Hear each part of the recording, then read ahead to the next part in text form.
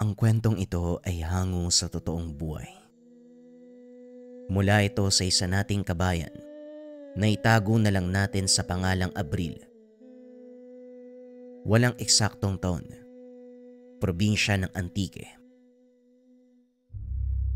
Nang mga panong ito, napagpasyahan ng mga magulang ni Abril na ipadala siya pansamantala sa probinsya dahil na rin sa kakapusan ng pera. Kahit labag sa kagustuhan nito, wala rin siyang magagawa.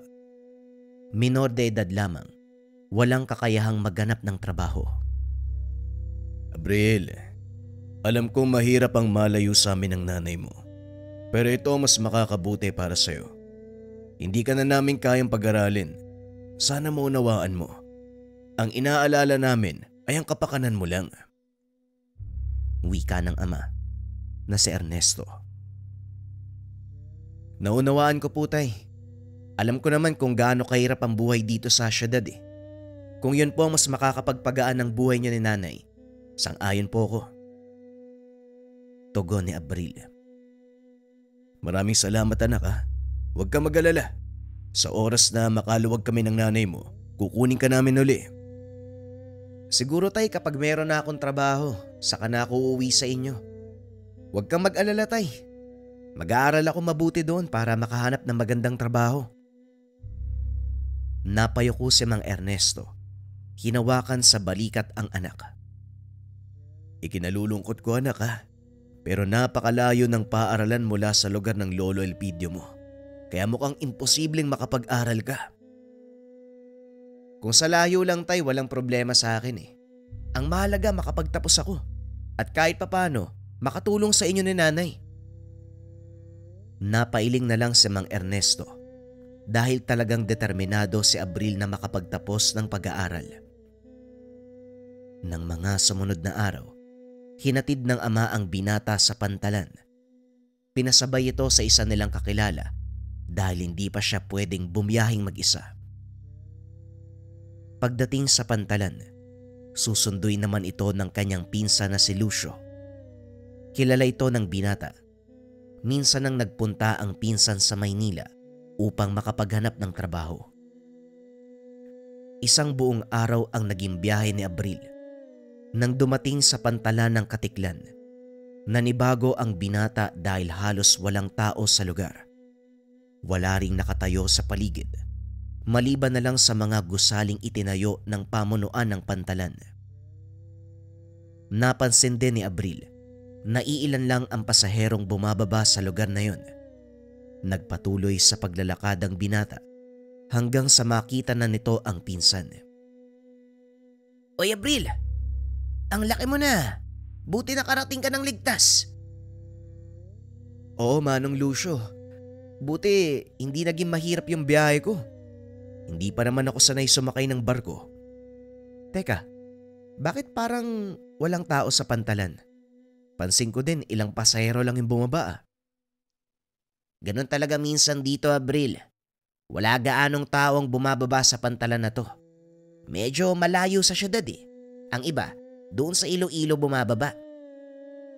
Bakit pala ako dito pinababa ni tatay? Kasi malapit lang dito ang bahay natin. Halika na. Nandun na sa labas yung sasakyan nating kabayo. Kabayo? Akala ko ba walang motor dito? Kaya nga nag-aalaga kami ng kabayo eh. Para may masakyan pag pupunta kami sa bayan. Kung sakali naman na meron kang makitang motor, ilan lang ang nagmamay-ari nun. Hindi kagaya sa Maynila. Halos lahat yata may sariling motor na eh. Hindi na umimik si Abril. Alam niyang ganitong buhay ang madadatnan. Kaya naman bago pa umalis ng tahanan ang ama, tinanggap na ng binata ang maaaring kahinatnan. Sakay ng kabayo, tinahak ng dalawa ang daan paakyat ng kabundukan. Medyo malayo ito mula sa pantalan at habang pataas ng pataas, natatanaw ni Abril ang malawak na kapatagan sa paanan ng bundok. Alam ng binata na ito na ang simula ng pagbabago ng buhay. Huminto ang sinasakyang kabayo sa tapat ng isang maliit na kubo. Nagtaka si Abril kung may nakatira doon. Dahil kung titignan ito mula sa labas, halos hindi mo pagkakamalang may bahay. Sira na ang dingding, bali din ang ilang haligi at halos nakatagilid na. Manong, meron pa bang nakatira dyan sa kubo? Ito, oo naman. Bakit mo na itanong? Tignan mo yung itsura oh. Halos matutumba na yan eh. Sino naman ang titira sa... Hindi natapos ni Abril ang sasabihin. Biglang nagsalita ang isang matanda. Ako ang nakatira dito. Bakit?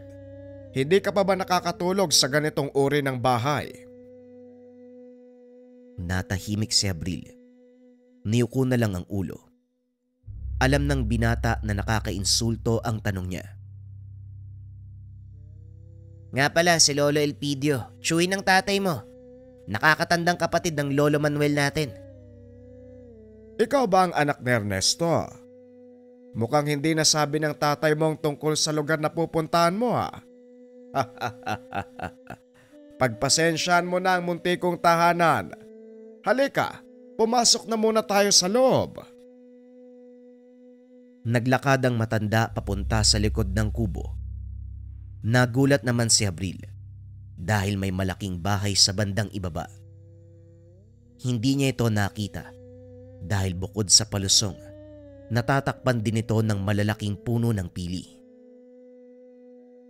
Yung kubong nakikita mo sa taas, tirahan ng mga alaga naming aso. Ito naman ang mismong bahay ni Lolo Elpidio. Halika, tumuloy ka, Abril. Tahimik na pumasok ang binata sa bahay.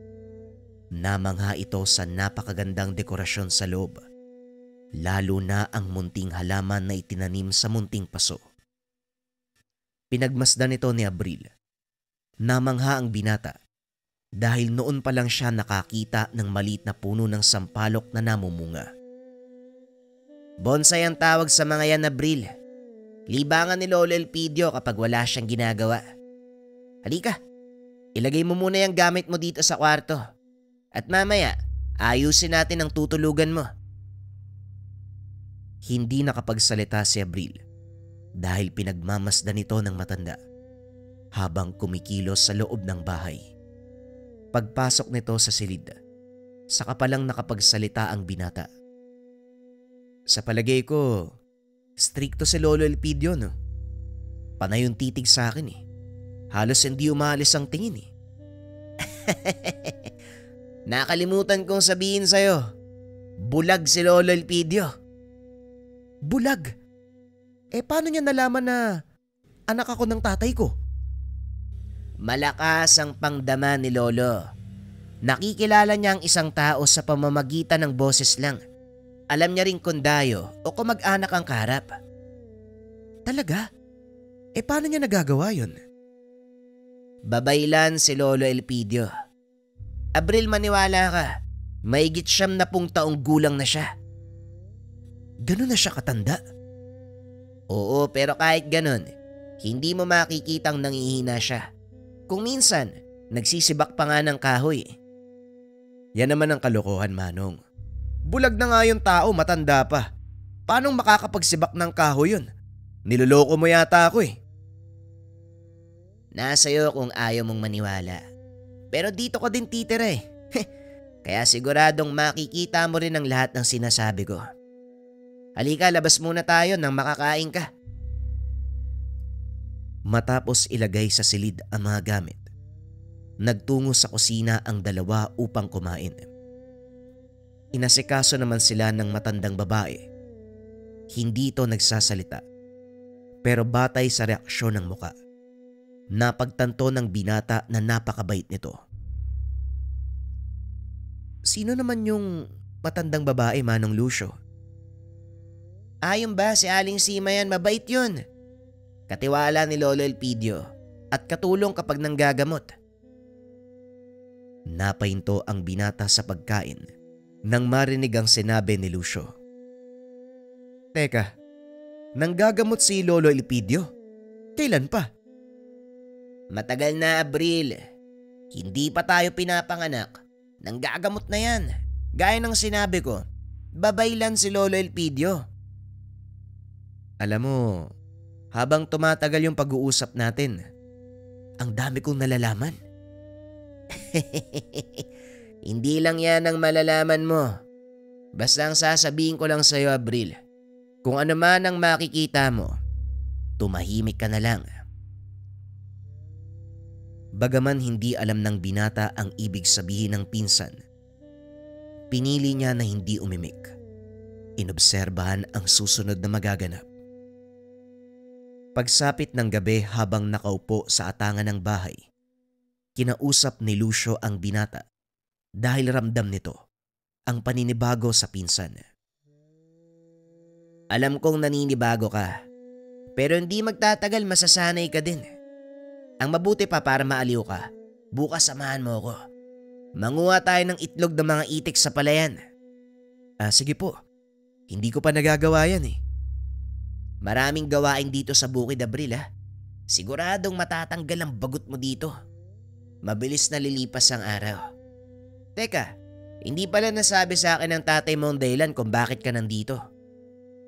Kailangan nilang mag-ipon ni nanay kaya pinatigil ako eh. Hindi nila kayang tustusan yung pag-aaral sa sekundarya. Ganun ba? Kung sabagay kapag nasa Maynila ka, mahirap mag-aral. Lahat ng naroon binibili.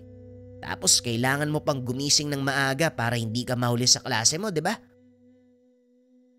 Kung sa akin wala namang problema ang paggising ng maaga.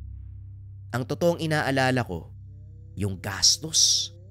Mahirap ang buhay sa Maynila, Manong lalo na ngayon. Si tatay lang mag-isa ang nagtatrabaho. Mabuti na lang, nandito ako para kahit papano makabawas sa alalahanin nila nanay. Hanga ako sa iyo, Abril ha. Kaya mong isakripisyo ang sariling kinabukasan para sa mga magulang. O siya, matulog na tayo. Kailangan natin gumising ng maaga bukas eh. Kung hindi, wala tayong aabutang itlog. Pag-uusap ng dalawa. Bagyang nasabik si Abril sa sinabi ng pinsan. Ito ang unang pagkakataon na mararanasan niyang gumawa ng mga gawain sa probinsya. Kinabukasan, maagang bumangon ang dalawa. Madilim pa lang, nagpunta na ang mga ito sa palayan. Saktong papasikat ang araw nang makarating sila. Nagkalat ang napakaraming itlog pero wala na ang mga itik. Kaninong mga itik to, Manong?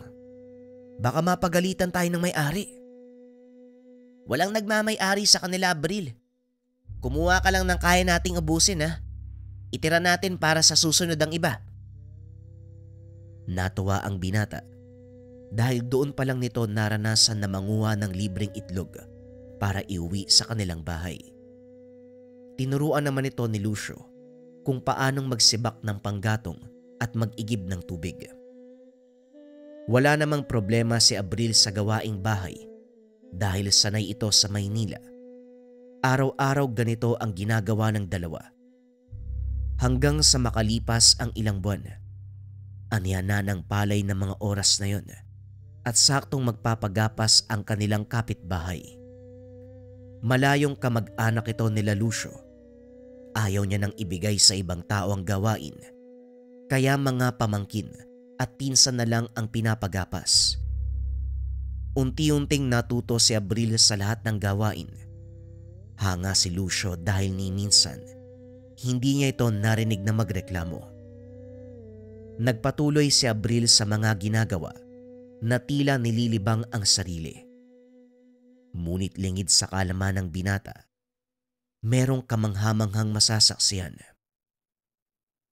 Isang hapon, kakatapos lang hakutin ang mga tuyong kahoy, isang pamilya ang dumating. Alam ni Abril na mula pa sa syudad ang mga ito dahil bumaba sila sa magarang sasakyan. At dahil walang ibang tao, siya ang napagtanungan ng mga panauhin.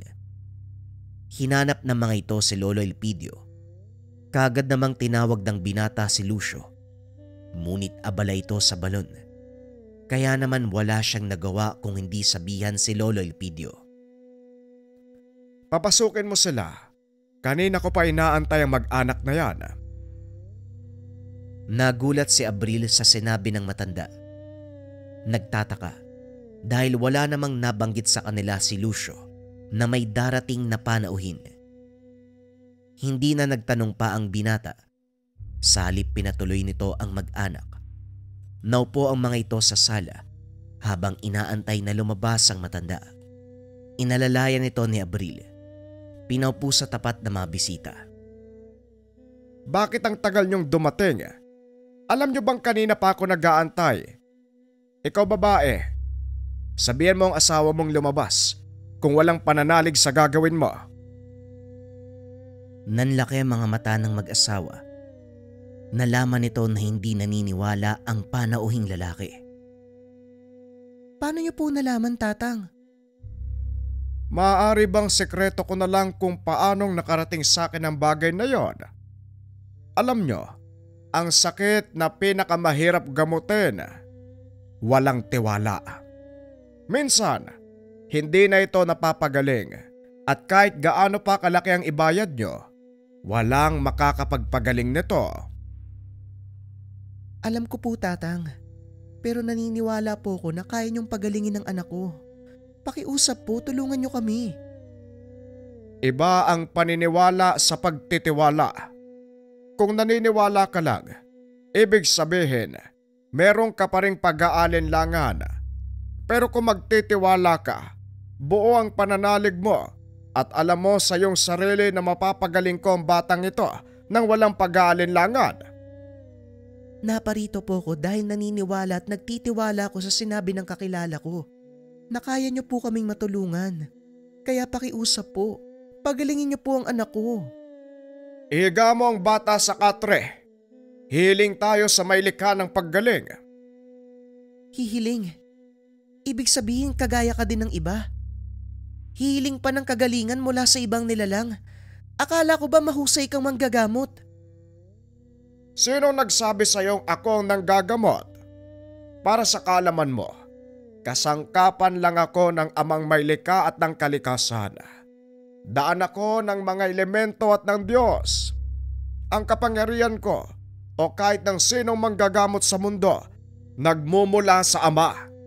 Gayon, kung wala kang pananalig, dahil hindi nagmumula sa akin ang kapangyarihan, hala sige, dalin mo ang anak mo. Maghanap kayo ng manggagamot na may sariling kapangyarihan. Halika na, nagsayang lang pala tayo ng oras dito. Binuhat ng mag-asawa ang kanilang anak. Bago pa man makalabas ng tahanan nila Lolo Elpidio, muling nagsalita ang matanda.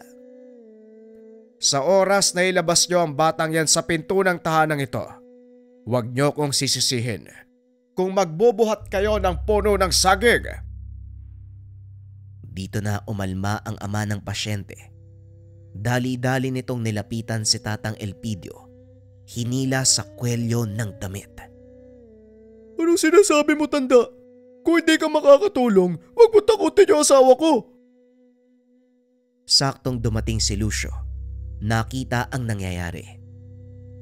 Ay, bitawan mo ang lolo ko. Hindi siya nagsisinungaling. Sa oras na ilabas niyo ang bata sa pintong yan, makikita niyo ang bagay na ipinalit ng elementong kumuha sa kanya. Binitawan ng lalaki ang damit ng matanda. Dahil napagtanto nito, mas mabigat nga ang katawan ng kanilang anak. Kung ganon, anong dapat namin gawin? Hindi ba wala kayong pananalig? Dahil hiram lang ang kapangyarihan ko. Bakit ka nagtatanong sa akin kung anong dapat mong gawin? Maaring nagkamali ako. Pati yung asawa ko nanghusgahan kayo kaya pakiusap. Pagalingin niyo po yung anak namin. Huwag niyo na pong tignan yung mali naming nagawa. Maawa po kayo sa bata. Gaya ng sinabi ko, hindi na yan ang anak niyo. Lucio, ihanda mo ang kabilang silid. Ikaw naman, Abril, kumuha ka ng banig. Ibabalot natin ang bata. Mabilis na kumilos ang dalawa upang sundin ang utos ng matanda. Pagbalik ng mga ito, inutusan ng matanda ang mag-asawa na ibalot sa banig ang katawan ng bata at ipasok sa silid na inihanda ni Lucio. Abril, halika na sa baba. Abangan natin ang batang ilalaglag ni Lolo. Ano? ilalaglag yung bata? Seryoso ka ba? Oo na, halika na, bilisan mo. Dali-daling pumunta ang magpinsan sa binata ng silid. Saktong nakabukas na ito at hawak na ng mag-asawa ang katawan ng bata. Inabot nila ito kay Lucio na dahan-dahan namang kinuha ng binata. Lucio, ilapag mo yan sa lupa. Dahan-dahan buksan. Sinunod ng binata ang utos nito. Nagtayuan ang lahat ng balahibo ni Abril nang makitang puno ng saging ang ibinalot sa banig. Saan napunta yung katawan ng bata? Pakinggan natin ang sasabihin ni Lolo. Maging ang mag-asawa, hindi makapaniwala sa mga nangyayari. Simula pa lang, wala nang anak nyo. Nang mag-umpisa siyang magkasakit, napalitan na siya ng mga elementong kumuha sa kanya. Kung ganun, Manong, ano pong pwede nating gawin? Mababawi pa po ba yung anak namin?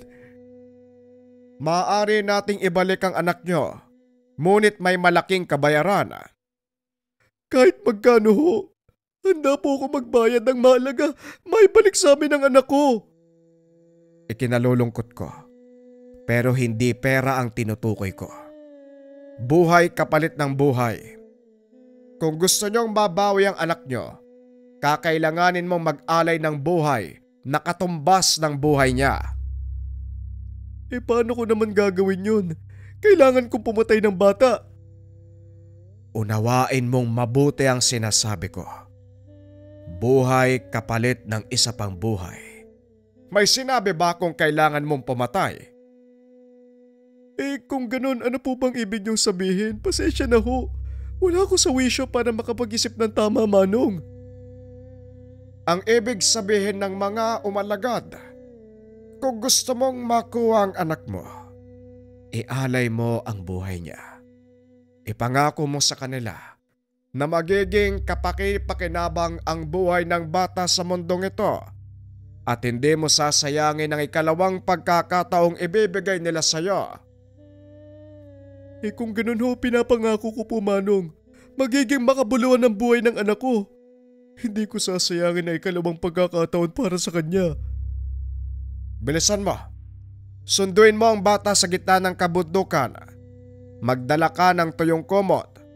Paniguradong nilalamig na siya. Lucio, Abril, samahan niyo ang Ginoo. Doon malapit sa tuburan. Alam ko ang lugar na yan, Lolo. Kami na ho ang bahala. Dali-daling pinuntahan ng magpinsan ang lugar na sinasabi ni Mang Elpidio. Kasama ang mag-asawa at hindi nga ito nagkamali. Sa hindi kalayuan, nakita ang isang paslit, basang-basa sa ulan at umiiyak. Ito nga ang anak namin. Maraming salamat. Maraming salamat sa inyo. Naibalik niyo siya. Halika na, bumalik na tayo, Manong. Sagrado ang lugar na ito para sa kanila. Tama na ang pagpapasalamat. Sige, tara na. Ayoko magambala ang pagpapahinga nila. Habang naglalakad pa uwi, kinausap ni Abril si Lucio. Nagtataka ito kung paanong napunta ang paslit sa gubat at kung paano itong napalitan ng puno ng saging. Gawa yon ng mga aswang, Abril. Mabuti na lang at maraming kaibigan si Lolo dito sa gubat. Oo nga eh. Parang natatakot tuloy ako sa kanya. Bakit ka naman matatakot? Wala ka namang ginagawang masama ah. Kasi may mga kaibigan siyang engkanto eh. Parang ayokong makagawa ng kasalanan sa kanya. Mabait si Lolo, maniwala ka sa akin. Halika na nga. Basang-basa na ako eh.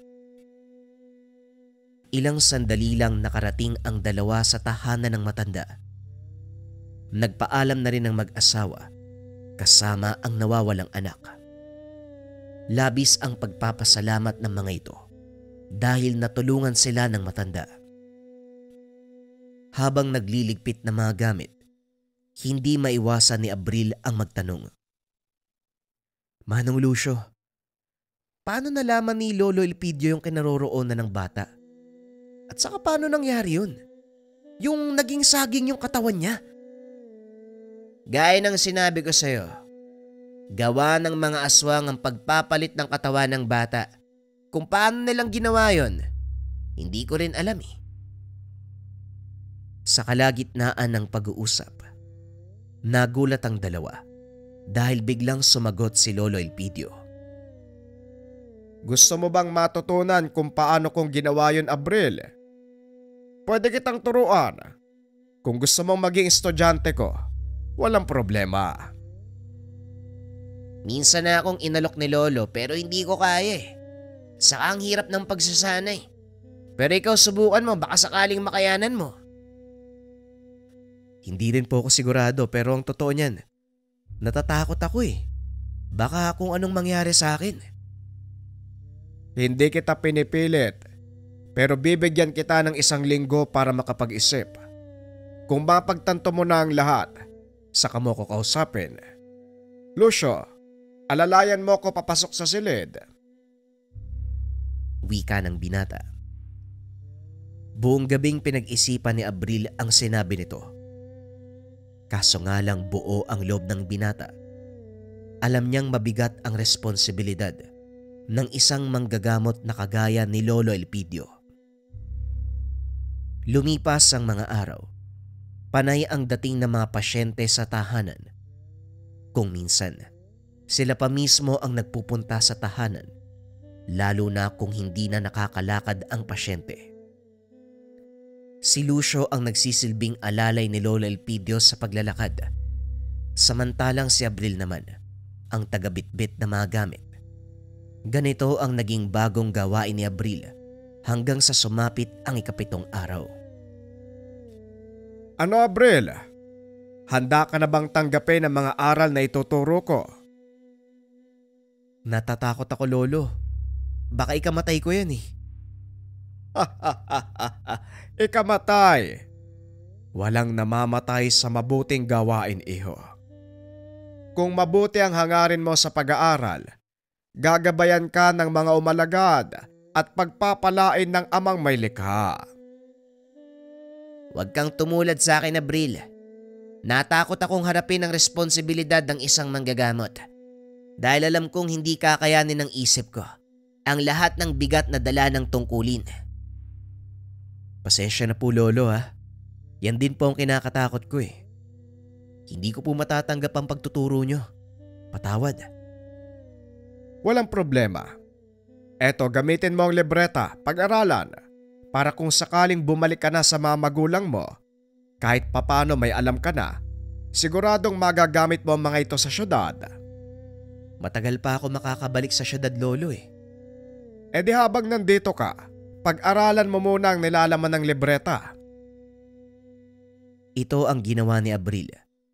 Hanggang sa hindi na malayan, unti-unti na siyang natututo. Kalaunan ay nakakapanggamot na. Akala ko ba ayaw mong matuto dahil natatakot ka? Pero tignan mo ang sarili mo. Maya-maya ikaw ang humahalili sa akin. Yan din po yung inakala ko eh. Pero totoo ang sinabi nila. Kung para sa'yo, kahit anong gawing pag-iwas, doon ka pa rin pupunta. Ilang taon nang lumipas, tuluyang tinanggap ni Abril ang pagiging manggagamot. Kalaunan, humalili kay Lolo Elpidio. Naging magaling na manggagamot at bago mamatay ang matanda, sinalin nito ang kakayahan kay Abril. Sa edad na 20, kinilala si Abril sa bayan bilang magaling na manggagamot. Hanggang sa nagpasya na bumalik ng Maynila. Sa kasamaang palad, hindi na natagpuan ng mga magulang. Hinanap ni Abril ang mga ito. Hanggang sa napag-alaman, patay na ang kanyang ina. At ang tatay, may sariling pamilya. Hindi na nagabala ang binata na hanapin ng ama. Pinagpatuloy nito ang panggagamot sa syudad. Nung una ay nahirapan si Abril. Ngunit kalaunan, lumaganap sa syudad ang kakayahan hanggang sa dumami ang parokyano ni Abril. Kasabay ng pag-angat sa larangan ng panggagamot, dumami ang mga naiinggit. May mga taong harapang sinisiraan si Abril, ngunit hindi ito naging hadlang upang makatulong sa mga nangangailangan. Ni Sainagap, hindi inakala ni Abril na magiging isang manggagamot. Ngunit ganun pa man, naging masaya ito sa kinalabasan ng kanyang kapalaran, lalong-lalo na kapag meron siyang nakitang nakangiti matapos matulungan. Kalaunan ay nagkaroon ng pagkakataon si Abril na makapagtapos ng sekundarya. Hindi nito alintana ang kanyang edad. Wala din siyang pakialam sa sasabihin ng mga tao dahil mas mahalaga sa kanya ang pangarap na makapagtapos. Nakakuha ng magandang trabaho si Abril. Kahit papano pinagsasabay nito ang panggagamot at pagiging CQ sa isang kilalang mall sa Kamaynilaan. Sa kasalukuyan, patuloy pa rin nanggagamot si Abril. Bagaman may sariling pamilya, hindi ito naging hadlang upang matupad ang sinumpaang tungkulin sa ama na iniwan sa kanya ni Lolo Elpidio. Nagpapasalamat din siya sa ama. Kung hindi siya pinadala sa probinsya, siguradong walang direksyon ng buhay at hindi niya rin malalaman na siya ay apo ng isang babaylan.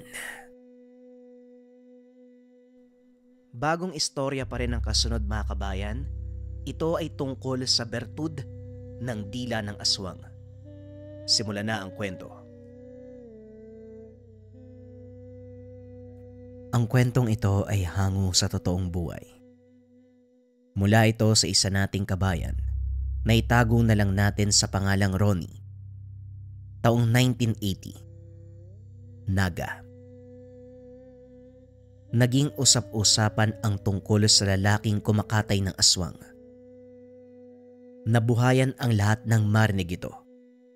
Nakasilip ng pag-asa na may magtatanggol laban sa nilalang. Pero taliwas ang paniniwala ni Tio Ruben dahil aniya aswang din ang mangangatay at pumapatay ng tao. Kamakailan lang lumipat ng lugar si Ronnie, 15 anyos pamangkin ni Tio Ruben. Tubong sikihorang binata, pero dahil walang pagmamahal na natanggap sa amang Lasengo, nagpa siya na manuluyan sa poder ng Chewin. Ito rin mismo ang kumuha sa kanya. Pagkarating sa tahanan, ang usapan tungkol sa mga ngatay aswang ang bumungad. Hindi bago para sa binata ang ganitong usapin dahil maraming naglipana kahit doon sa pinanggalingang lugar. Ang nakaagaw lang ng atensyon, ang sinasabing tao na kumakatay, lalo pat binanggit ng Chewin na may lahi itong aswang.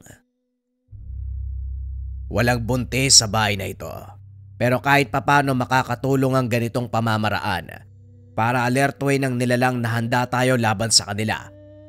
Maglalagay ako ng itak sa ilalim ng katre para kung sakaling may maglakas ng loob, may panlaban ka. Marunong ka naman sigurong humawak ng patalim, ano? Wika ni Tio Ruben. Opo, namasukan din ako bilang mangangatay sa karniyan eh. Tio, gaano po ba kadelikado mga aswang? Doon kasi sa Sikihor meron din.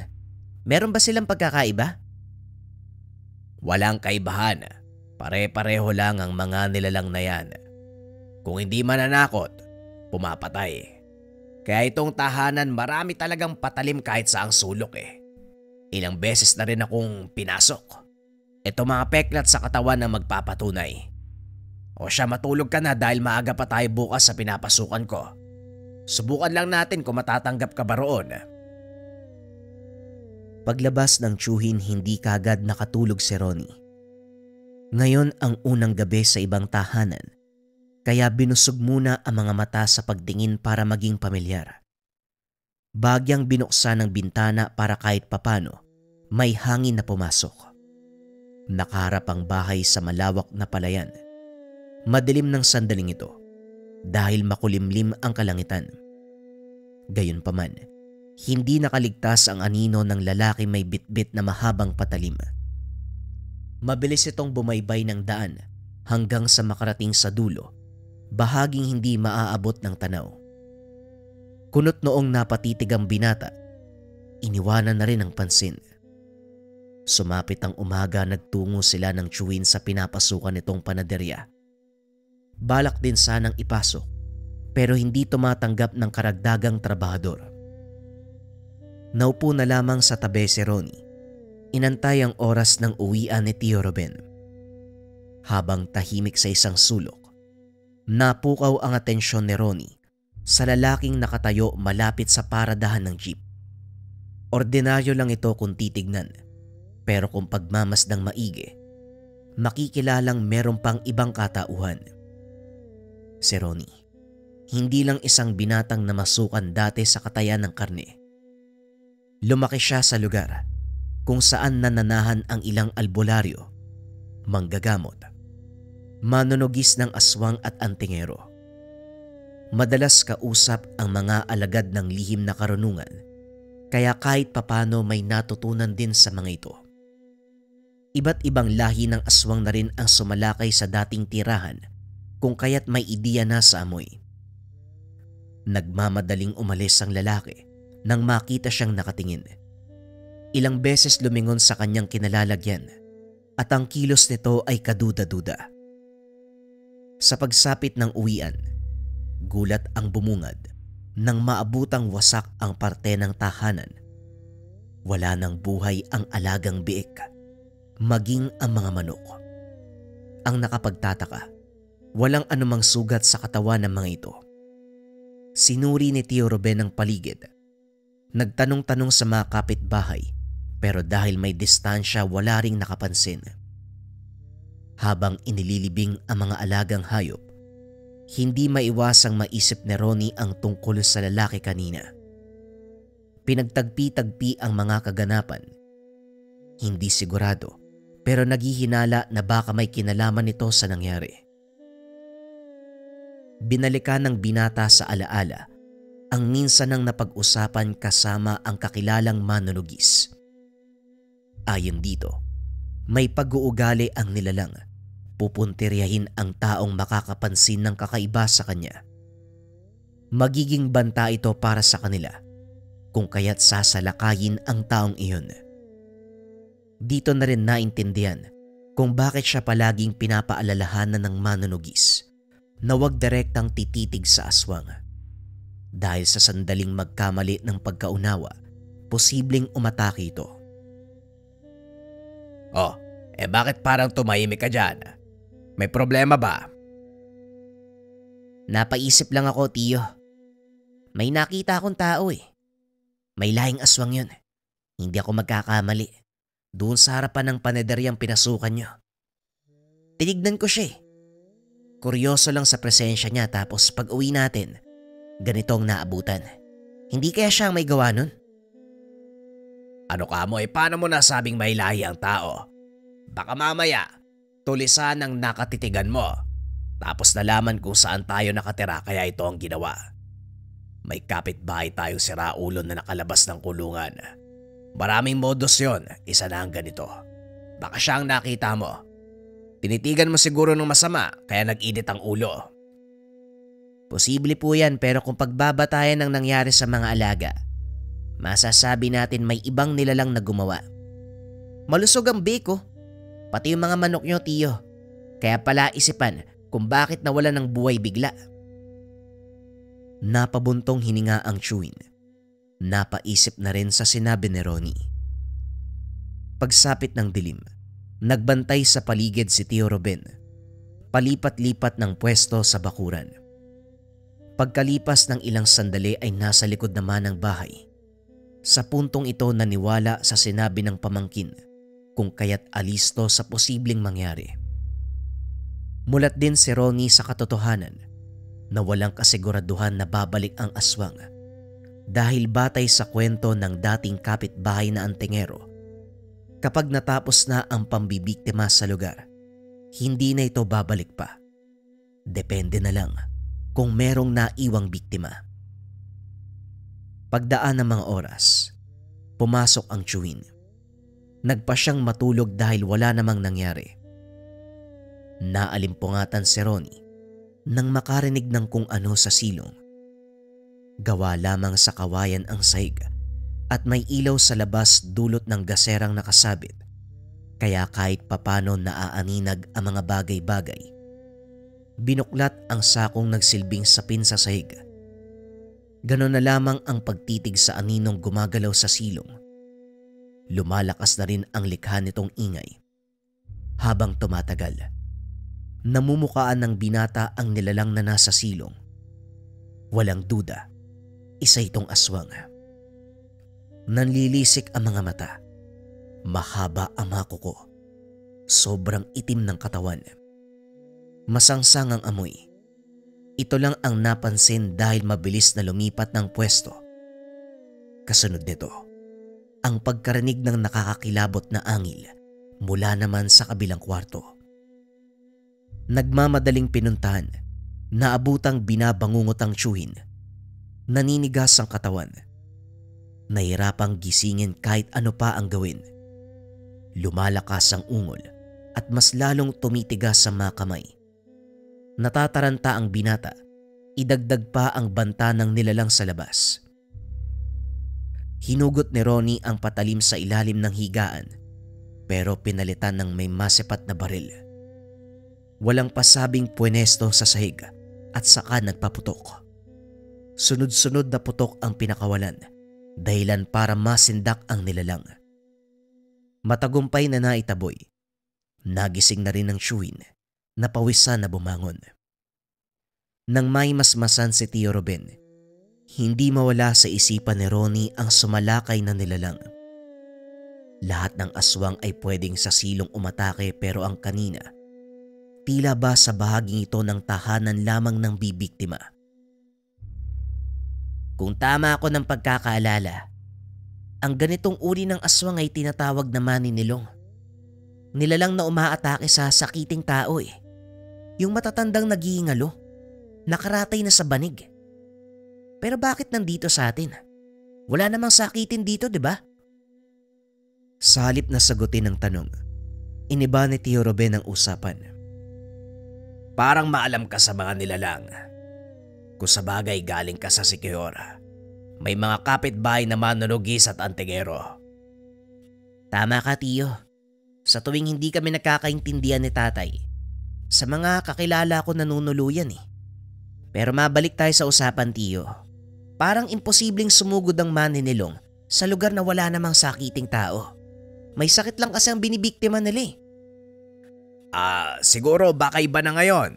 Baka ibang lahi din ng aswang ay naatake nila. Ibang nasa isip ko. Yung sinabi mo tungkol sa mga alaga natin, parang tama ka nga. Aswang nga may gawa nun. Pagkatapos sa mga manok at ang biik, tayo namang tao ang sasalakayin.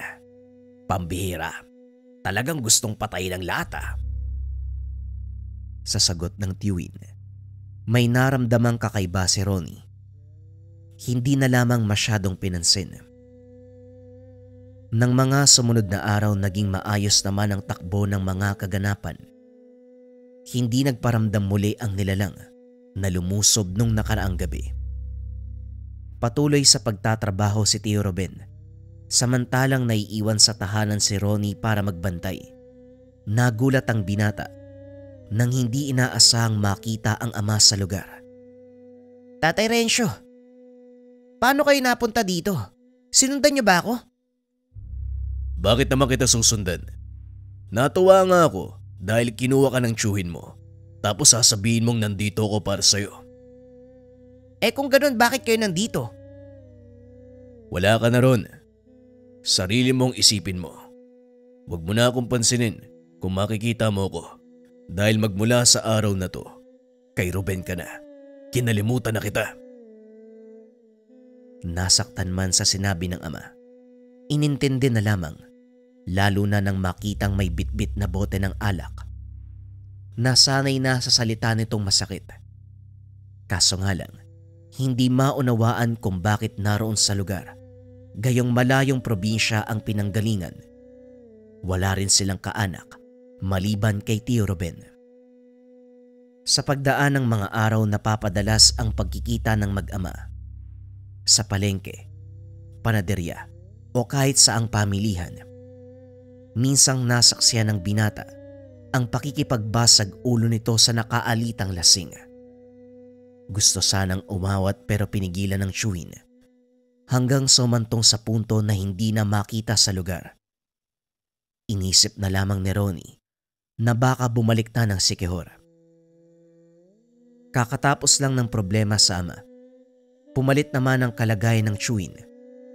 Napapadalas ang pagsusuka, palaging pananakit ng tiyan, paninilaw ng balat, maging ng mga mata. Ipinagtapat ni Tio Ruben ang karamdaman. Aniya, matagal nang sinusumpong hindi lang ganong kagrabe. Ngayon lang din naintindihan ng binata ang dahilan ng pag-atake ng aswang nung gabi. At dahil salat sa pera, nagtiyaga sa lamang gamot na kung tawagin ay sampa-sampalukan.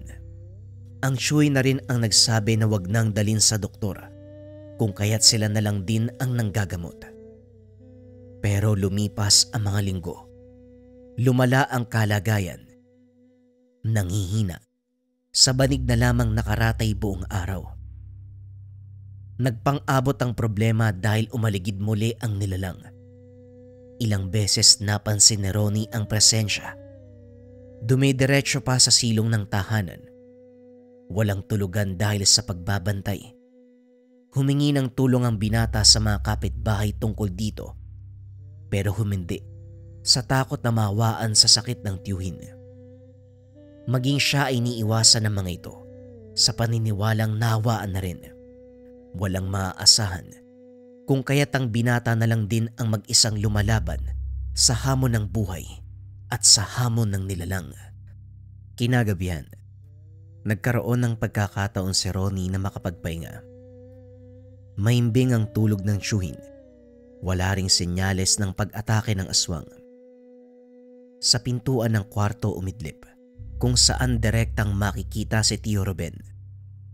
Makalipas lang ang ilang sandali, maririnig ang pag-atungal ng isang nilalang. Hindi maintindihan dahil humihina, lumalakas. Minsan parang nasa malapitan, paminsan ay nasa malayo. Pinatay ni Ronnie ang mga ilaw sa loob. Bagyang binuksan ang bintana upang makasilip sa labas. Hindi nagtagal, natanaw mula sa unahan ang dalawang anino. Batay sa galaw ay naglalaban habang inaaninag ang mga ito. Nakilala ng binatang isa. Ito ang nakita ng unang gabi pagdating sa lugar. Katulad ng sandaling iyon, may hawak na patalim siyang ginamit sa pagsalakay sa kalaban. Hindi nagpakampante ang binata. Nagbitbit ng armas. Kinuha ang baril kahit pinagsabihan ng tiyuhin na wag gamitin. Unti-unti itong lumalapit sa tahanan. Tinitigang mabuti ni Ronnie ang lalaki hanggang sa nakilala. Sandaling natigilan. Hindi akalaing sariling ama ang matatagpuan. Dali-dali naman itong umiwas ng tingin ng masulyapan siya. Hindi naglaon. Tuluyang napatay ang aswang. Dali-daling lumabas si Ronnie para kausapin ng ama. Kaso wala itong oras. Nagmamadaling umalis bitbit ang katawan ng nilalang.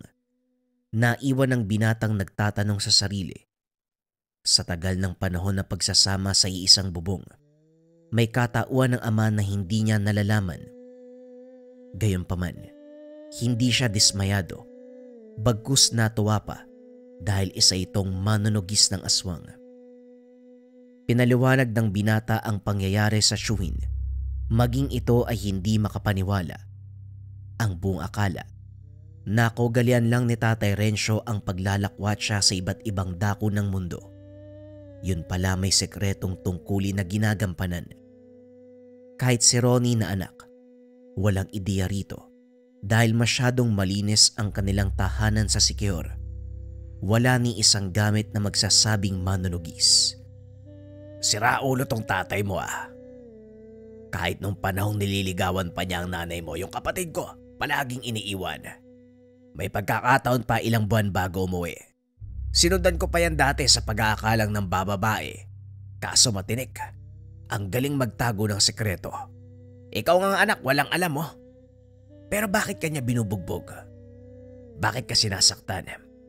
May kinalaman ba ito sa tungkulin niya? Kahit hindi lasing ang init ng dugo sa'yo ikaw ba ni minsan hindi ka nagtanong sa tatay mo? Natanong ko na po kaso hindi rin nasasagot eh. Hindi ko nga matandaan kung kailan kami nag-usap ng maayos. Pero hindi ako nagtanim ng galit kay tatay. Natutuwa pa nga ako nang malamang manonogis siya eh. Kung sana sinabi niya lang nung una.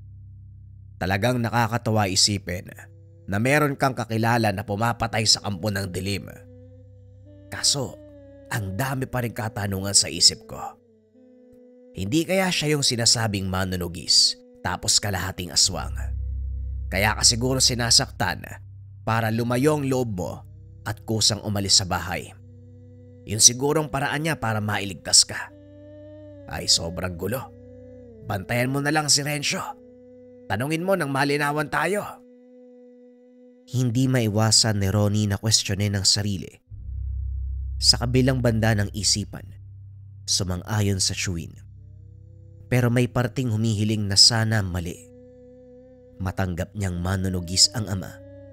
Ngunit ang malamang may lahi itong aswang, hindi siya sigurado. Malaki ang galit sa ganitong nilalang dahil minsan nang nabiktima ang ina. Magkakaroon sana ng kapatid, kaso nasawi ng gabing may sumalakay. Napabuntong hininga na lamang ang binata.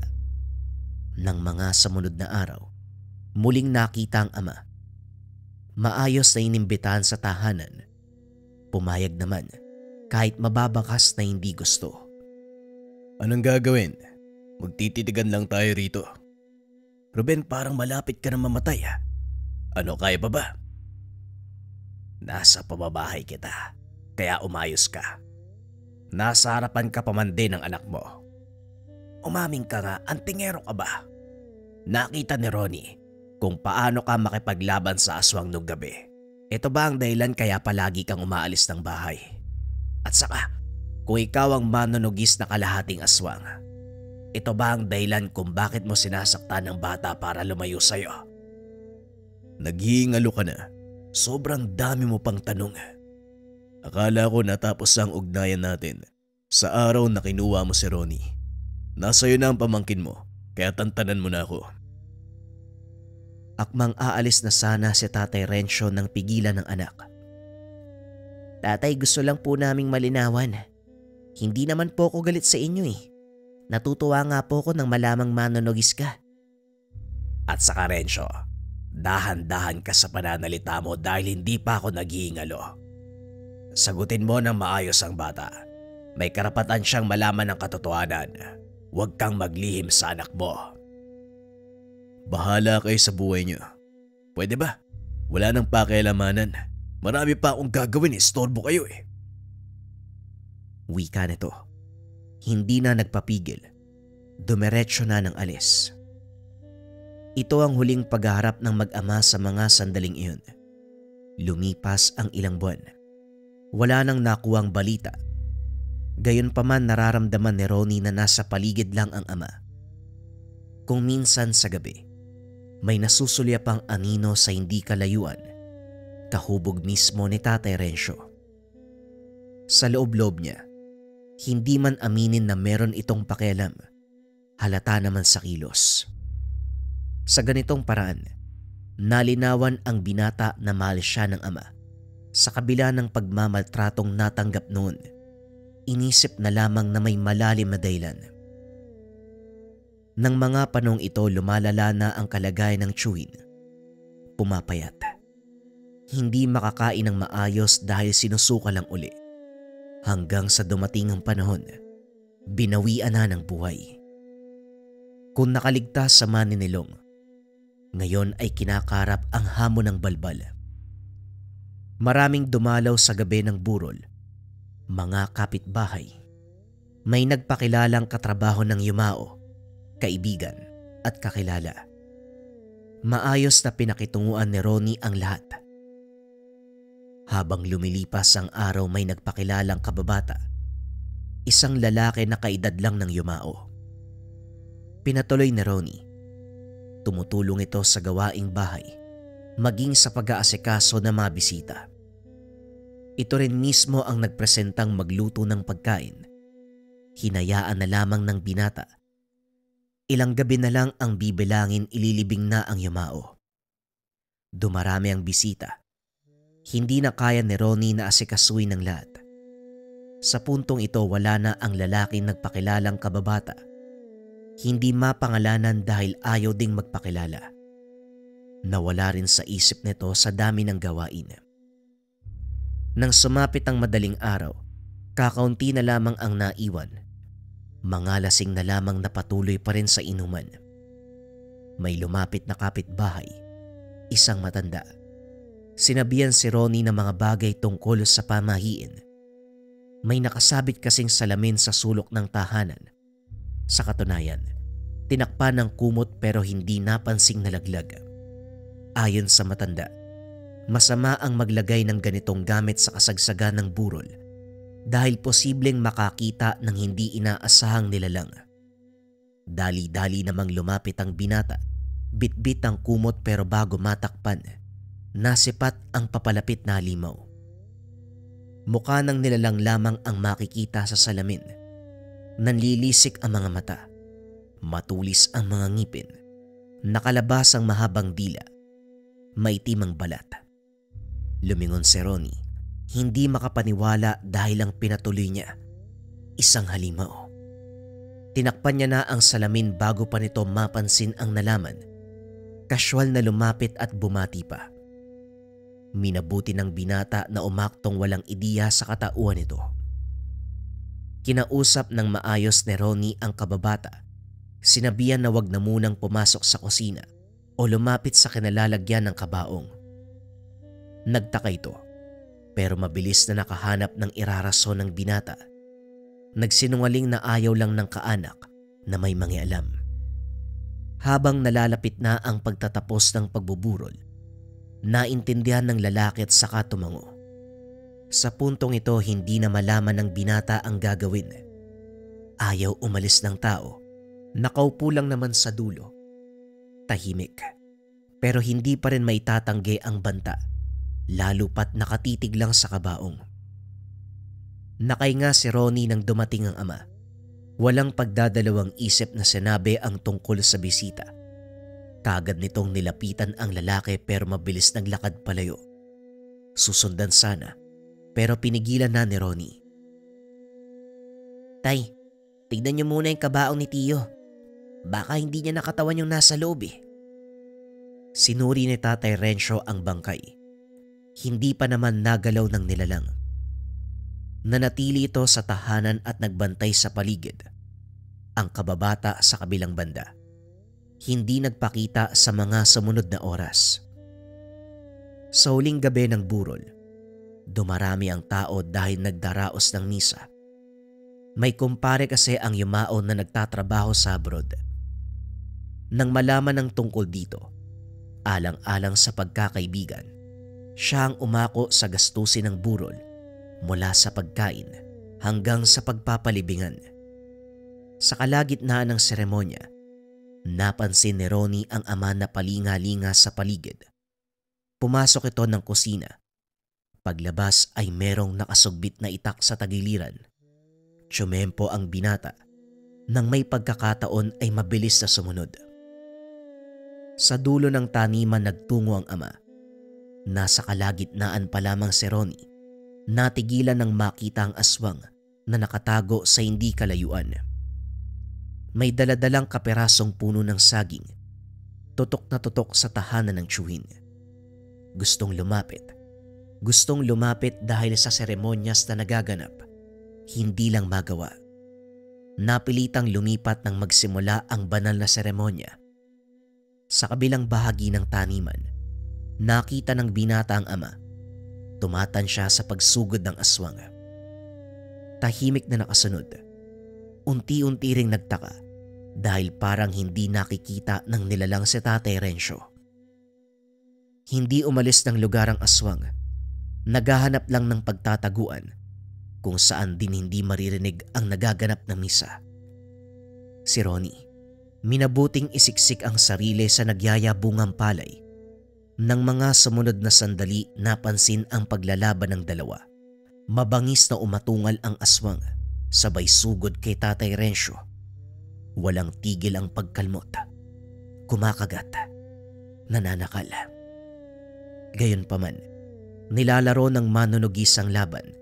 Tinatamaan ng atake pero baliwala lamang. Nang siya naman ang makabuelo, walang humpay na tinaga ang aswang. Ulo ang pinunterya. Hindi nakatagalang nilalang. Pinugutan. Hindi lang yun. Maayos na inilatag ng manunugis ang katawan nito sa lupa. Kumuha ng malalapad na dahon ng saging bilang lagayan sa ginawang pagutay-gutay na lamang loob. Pinutulan ng mga braso at mga binti. Binuksan mula dibdib hanggang tiyan. Bumaha na rin ang dugo nito sa lupa. Hindi na kayanan ni Ronnie ang kaganapan. Dali-daling nag-iwas ng tingin bago masok. Nang mapansin siya ng ama, inutusang bumalik ng tahanan at asikasuhin ang burol ng tiyuhin. Nasundan ng panunugis ni Tatay Rencio, pero yun na ang huling beses na nagsama sila ng ama. Maigpit siyang pinagbawalan dahil kapag nagkataon ay pwedeng madamay sa kaguluhan. Minabuti na lang makinig para sa kaligtasan.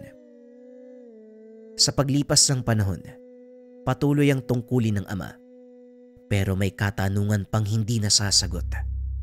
Kung anong klase ng gamit ang tinatangan ni Tatay Rencio. Wala itong inaatras ang laban kahit na pinakamalakas na aswang pa ang kaharap. Hanggang sa dumating ang isang gabi. Laking gulat ng binata dahil pumunta ito sa kanyang tahanan. Sa itsura ng kanyang ama, doon na manunuluyan. Lihim na pinagmamasdan ng binata ang pag-aayos nito ng gamit. Hindi nagtagal. Nasipat ang isang bagay. Isang uri ng itim na dila. Ito na ang tamang panahon para magsama tayong dalawa at unti-unti mong matutunan ang kaalaman ko. At bilang unang aral, ito na ang matagal kong nililihim sa'yo. Ang aking tangan, ang dila ng aswang.